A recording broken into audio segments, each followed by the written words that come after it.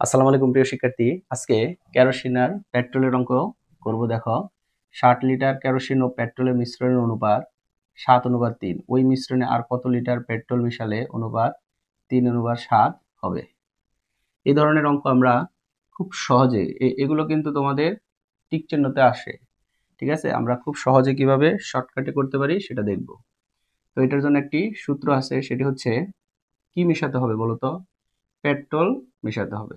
তাহলে আমরা লিখব পেট্রোল মেশাতে হবে।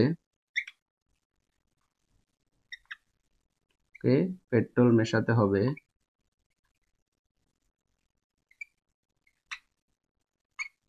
ওকে, পেট্রোল মেশাতে হবে। তো টেকনিকটা হচ্ছে কি সেটা দেখো, সমান দিই এখানে। এখানে যেহেতু আসবে না, আমরা এখানে লিখে দিচ্ছি। এখানে লিখবে হচ্ছে মোট পরিমাণ। কি লিখবে? মোট পরিমাণ বাই লিখবো হচ্ছে ছোট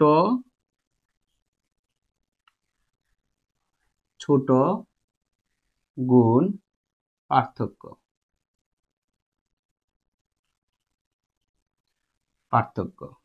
দেখো, এইটা শর্ট টেকনিকে আমরা করছি। তো মোট পরিমাণ কত বলতো? মোট পরিমাণ হচ্ছে 60। তাহলে এখানে আমরা 60 লিখব। ছোট ছোট অনুপাত কোনটা? 3 গুণ পার্থক্য কত? 7 আর 3 এর পার্থক্য কত? 4। এখন আমরা কাটাকাটি করব। এটা নিচে একটা 1 আছে, তাহলে এটা উপরের সংখ্যা, ঠিক না?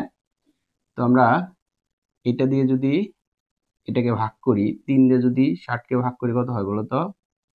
20। তাহলে 20 এর সাথে 4 যদি গুণ করি, কত হয়? 80। তার মানে হচ্ছে কত লিটার?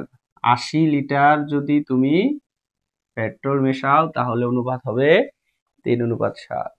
Thank you.